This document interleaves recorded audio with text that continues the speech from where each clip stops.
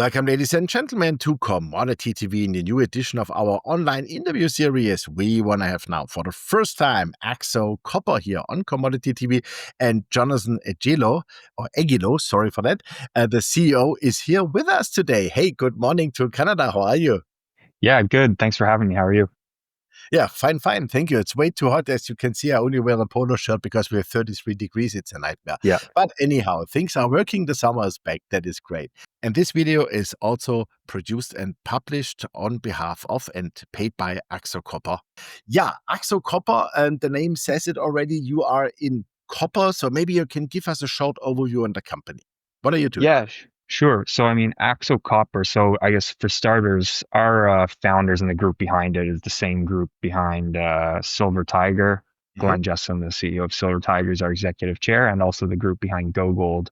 But really, the high level of it is probably around 2017 or 2018. There was a local Mexican family who found high grade copper outcropping at surface in their own backyard, and were mining it artisanally for 3 years. And this artisanal mine was doing grades of 4 or 5% copper from surface. So it was quite high grade. And then in 2022, Axo Copper, this company was created for the purpose of acquiring the project from the local family.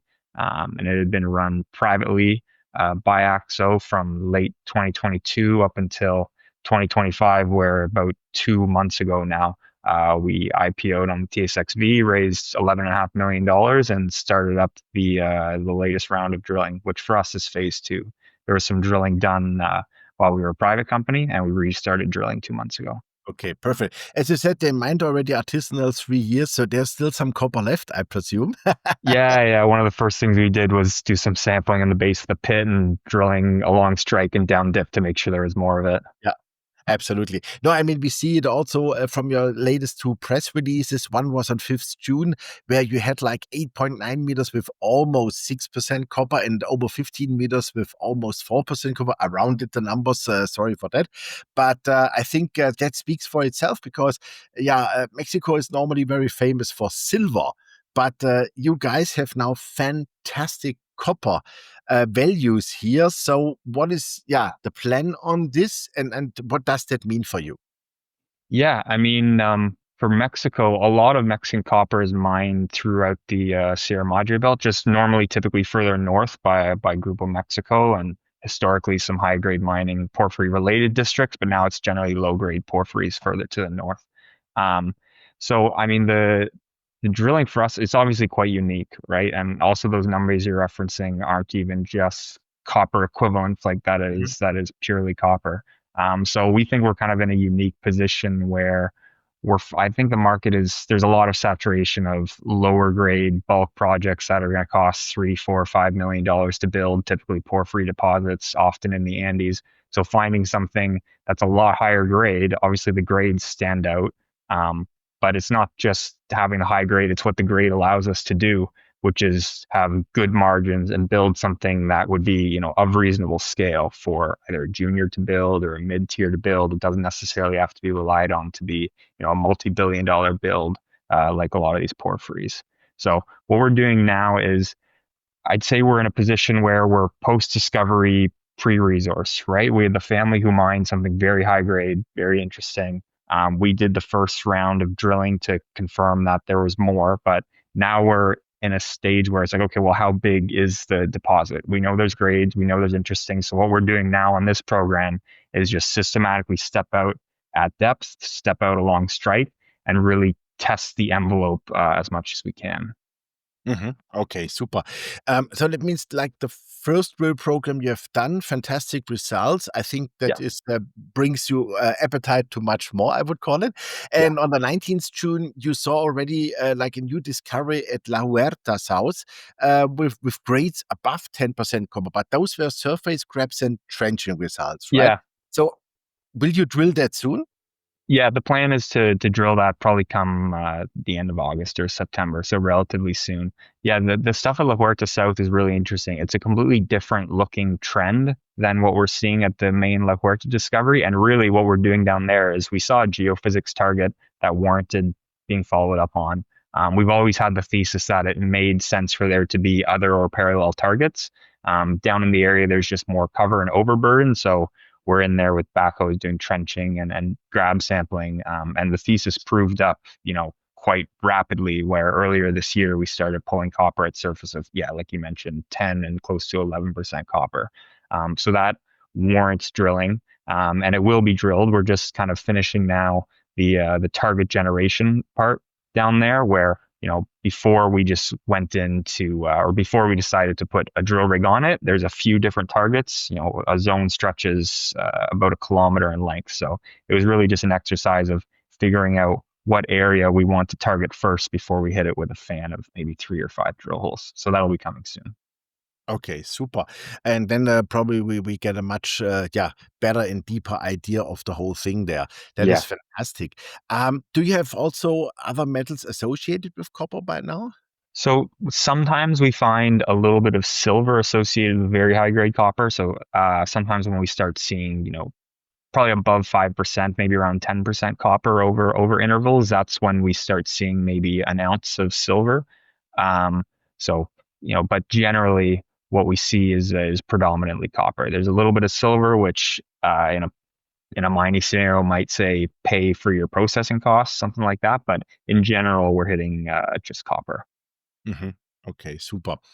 Yeah, how does it look like, let's say now, La Huerta itself? What is about infrastructure? Where is it? Where's the Yeah. layout? Do you have, for example, power nearby, water, etc.? How does it look Yeah, like? I mean, we benefit a lot from local infrastructure nearby. So we're in Jalisco State, and the way to get to site is really easy. You just fly into Manzanillo on the Pacific coast, and then we're about a 90-minute drive inland. We're only about 7 or 8 kilometers from a massive open pit iron ore mine called Peña Colorada that's run by ArcelorMittal. But because they're so nearby, we can just take highways and roads to sites. We have power line that comes, directly to site. Manzanillo itself is a massive port, so there's a lot of infrastructure nearby. Like all the iron ore mining does their pelleting plants out of Manzanillo, direct shipping of iron ore. So it's about as easy as an area you could ask for infrastructure wise. We don't have to deal with anything like helicopter access or seasonal drilling. We can drill all year round. So infrastructure really couldn't be better. Mhm. Okay, super. So, yeah, let's say for the 2025 exploration, the phase 2 drilling, how does that look like now? What is going on until the end of the year? Yeah. So phase two is a 15,000-meter drill program. It's the biggest program that we've done at La Huerta to date. Like I mentioned, the thesis is start around where the family was mining and just sequentially step out further north along strike and at depth to just prove, more high grade tons. So we started the program about 2 months ago. First assays are just coming back now and expected to be released, imminently. Mhm. So by the end of the year, we won't have gotten through the entire 15,000 meters yet. I'd say maybe 11 or 12,000 meters done by the end of the year. And, in particular, not just drilling at Las Marias, which is what we call the area that the family was mining, but also first drilling on that new high grade stuff to the south that we've been finding it with chip and grab samples. Okay, super. What I saw also, you have quite near on surface a lot of good grades with the copper so far. Yeah. As we all know, Mexico for open pit mining, maybe these days not so easy to get it permitted. What is your, maybe that's too early because you started the exploration in that sense, but um, from what you see by now, could you also say, "Hey, you know what, guys, we can do that also from underground. That's not a problem for the permitting," or do you think, well, as this is so old and the family has mined it already, that this works also open pittable?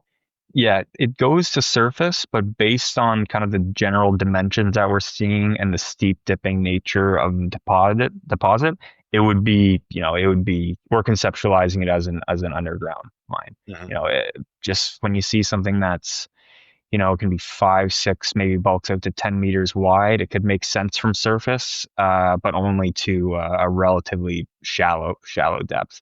Um, and also, yeah, there I do think open pit mining and new permits in Mexico are going to start flowing, but that's a separate conversation. In general, it is easier to advance something as an underground project. So not only does the deposit make far more sense as an underground project, it also, helps the permitting process and pushes things along easier. Okay, super. Um, Also, a question about money. What is still in the bank? Are you financed for this year? And who are, let's say, your major shareholders? One is a management share. That's always important. If you have Yep. skin in the game. Yeah. Yeah.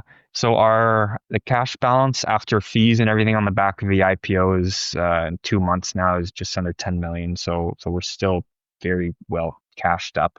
Um, the ownership, yeah, founders, insiders, and management all own about 35% of the company. So that would be um, not only management and the board who you'd see, but also major founding shareholders who were the same major founding shareholders of Go Gold and Silver Tiger. So it'd be like, Brad Langell, CEO of Go Gold, is one of them, and of course Glenn Jessom, CEO of Silver Tiger.